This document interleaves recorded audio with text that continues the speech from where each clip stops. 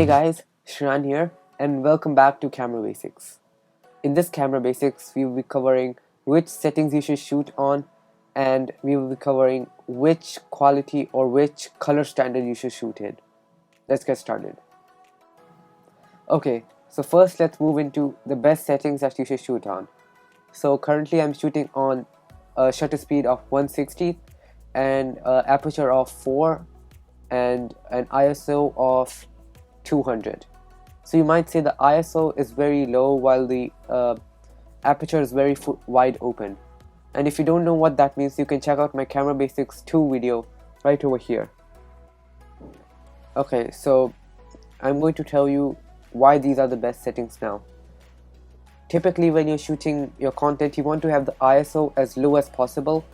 Some cameras, they have auto setting ISO of 100, 200 and up to 6400 or 12800. This typically I would recommend shooting at the lowest ISO, because with more ISO you introduce more noise and noise doesn't look good. For example, if I just change my ISO to say 800 or above, and I change other settings like the aperture and the shutter speed to compensate for that overexposed shot, you can see that there will be more noise. Let me just change it quickly.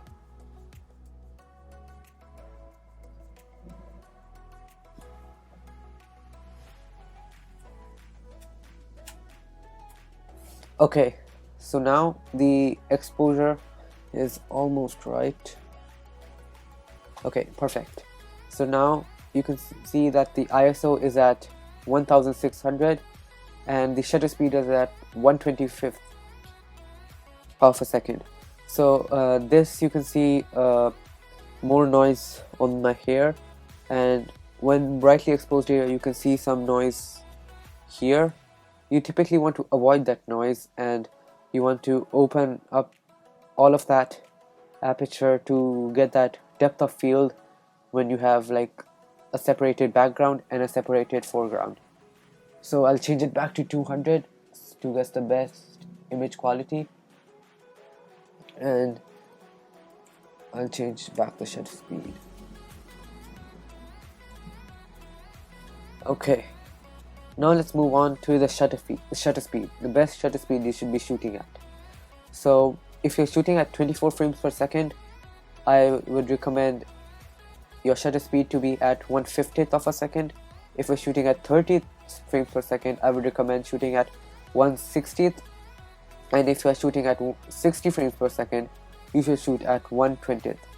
And why is this? So this is actually an industry standard rule. You can use it or not use it, doesn't affect much, but this is basically to reduce more noise, and you typically want to shoot at a shutter speed double your frame rate, because it has that natural motion blur of your eye and it's not too choppy. That means like it's not overexposed shot or slowness, or it's not too smooth that it looks fake.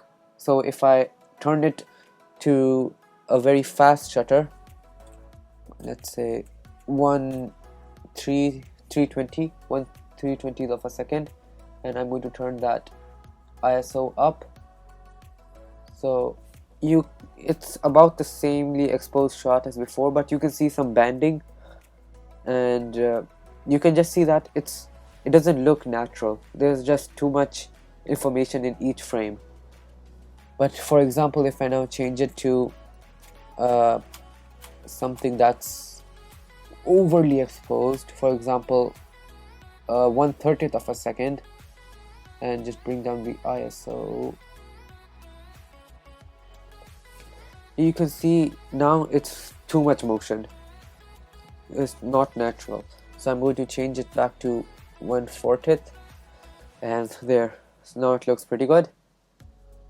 And one thing to do mind when you are shooting in bright sunny areas outside is, if you want to open up that aperture and keeps all of those settings to the rule, I do recommend getting a ND filter.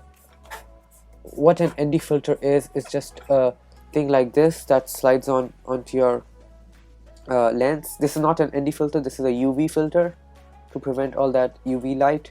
But an ND filter will be like, it's just like sunglasses for your camera.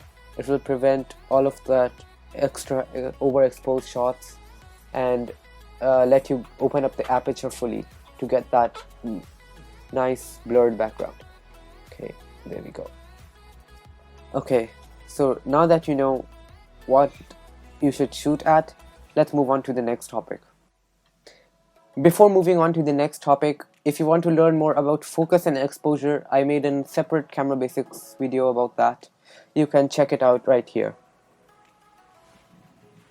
Okay, so now let's talk about the best color you should shoot in. So typically a camera has presets of colors that you can switch between. For example, you have your auto, your standard, your vibrant, and whatever the camera manufacturer needs to put in. But you might have heard of log. Log is basically an format which is a very color, like the colors look very flat. They don't look very vibrant at all out of the camera, but that's to give you more flexibility on your dynamic range and to also give you more flexibility on the color grading. So if your camera has log, for Canon camera you might have C log, or for Sony cameras S-Log. For cinema cameras you might have RAW or ProRes, or with the new iPhone 12 Pro and the iPhone 12 Pro Max you have ProRAW. And of course you have, like with those bigger cinema cameras, you have Cine RAW, Blackmagic RAW, and Arri RAW, and all of that. But if your camera does not have RAW, these are the settings that I recommend you to shoot at. Before I'm telling you the settings, here's a difference. So you can see that this part of the frame is color corrected after being shot in log, and this part of the frame is not color corrected. You can see that this looks more pale and this one looks more natural and vibrant to the eye. Okay, now let's talk about the settings. For settings, I would typically recommend you to go to the user-defined one. I think most cameras have 3 customizable settings. I'm using the Canon 700D, which has 3 customizable presets. I'm going to go to the setting and bring down the sharpness, bring down the vibrancy and the saturation, basically bring down everything to the least you can. Okay, so now that you know how to change the settings in your camera, I would like to tell you how to use both the first topic I talked about today and the second topic I talked about today to step up your video game. Okay, so first, always shoot in log if you can, because it gives you more flexibility in post-production to color change and color correct your footage. I shoot in RAW all the time, or in log all the time if I can, and if I'm shooting on a camera. But if I'm shooting on a phone, I can't really do that, so accept that. I shoot on log on my camera. And if your camera, some newer camera can support RAW, which is a very hefty format. Older cameras don't support it. I don't recommend shooting in RAW because the file sizes are too big to handle for everyday videos, and they're just generally heavier to edit. So stick with log if you can, and use these settings to give you the most out of your camera. Right now, okay, I'll show you one more example.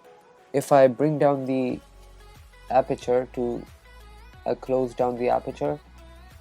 Now it's at f10, and I'm going to make it brighter using the shutter speed, and also brighter using the ISO. Okay, so this is the closest I can get it.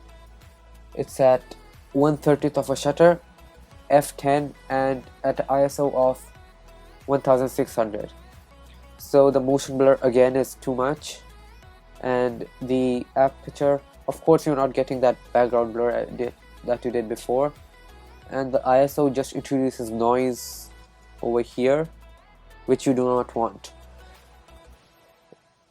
Okay, so I'm going to open up that aperture once again, and now I'm going to step this down to 200.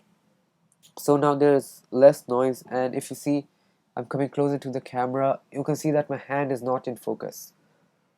This happens because of your aperture. If you want to learn more about focus, I explained it in Camera Basics 2, which you can check in the link down description below or right here. That's been it for Camera Basics 3. Thank you, man, for watching, and I'll catch you guys in the next one.